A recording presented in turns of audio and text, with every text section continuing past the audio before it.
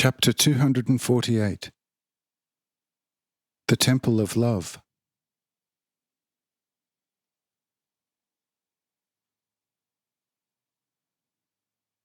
A temple of wonders was built in Hanoch itself, but it was open at all times of the day.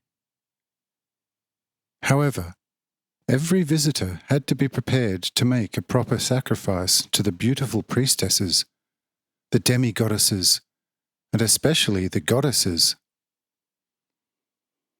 Yes, how was this temple arranged, and to whom was here the divine worship bestowed? The following short presentation will show this in the brightest light.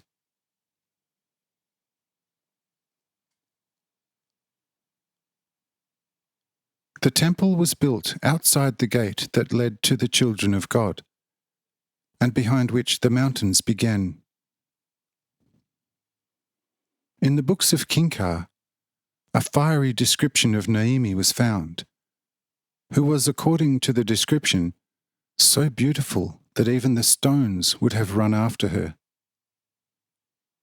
For this Naomi, thus a most glorious temple was built, which was round and open, and consisted of 30 external columns and 10 pillars within the 30 columns in a good order, so that behind each 3 columns, 1 pillar stood to carry the round roof, with a spacing of 3 klafter.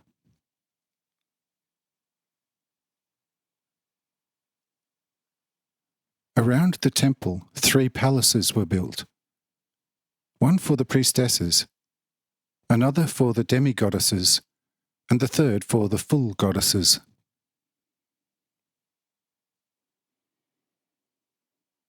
In the middle of the temple itself, on a heavily gilded pedestal, Naomi was artfully presented in white marble, completely naked, in a somewhat colossal size, and on the pillars, naked statues of men in full excitement, on lower frames, and their faces directed towards the naked Naomi, were featured. Around the temple and around the 3 residential palaces, tremendously large gardens were laid out, which had no equal in splendour and artful construction.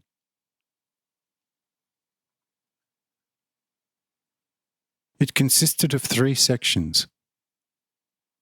The one, and the most excellent, was an elaborate maze. But the corridors of this labyrinth were not a closed wall, but consisted of dainty stake fences, which were arranged in such a way that one could look from one passage into 100 others. And if here and there a most beautiful full goddess teasingly showed herself, the worshipper of such a goddess could nevertheless not reach her, even if only 1 stake fence separated him from her. He still had to make the biggest detours to get to her.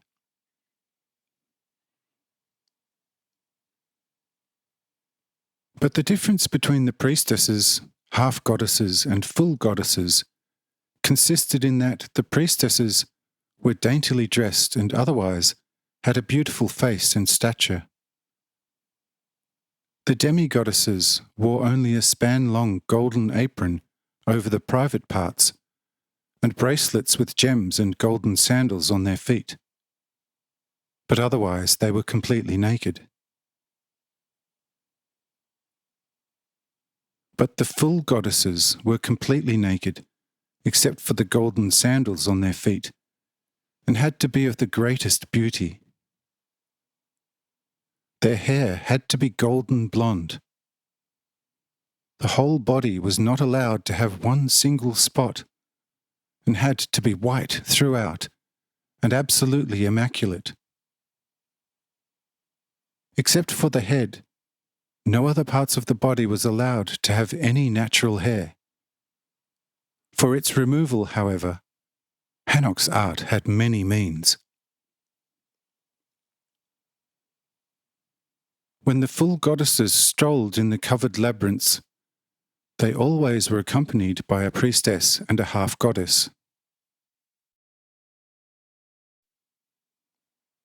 The priestess had to walk in front to clean the path for the full goddess, and the half-goddess had to wear off flies, gnats and wasps from the full goddess's body with a wolf or fox tail.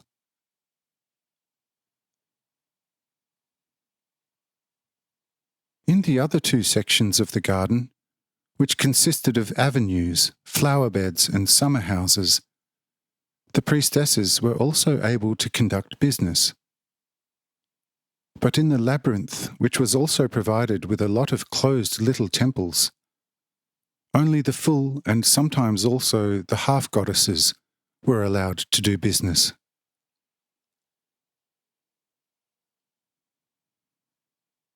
The deity of beauty had no dedicated festivals, but therefore the temple was open day and night with good lighting. Initially, the temple was only provided with 3,000 females, but within only 3 years, the priestesses, demi and full priestesses, had to be increased tenfold,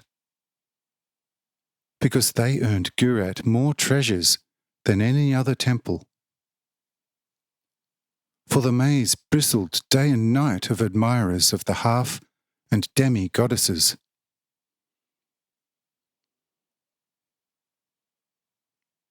To say more about it is not necessary, because the obvious vice is clearly visible to everyone.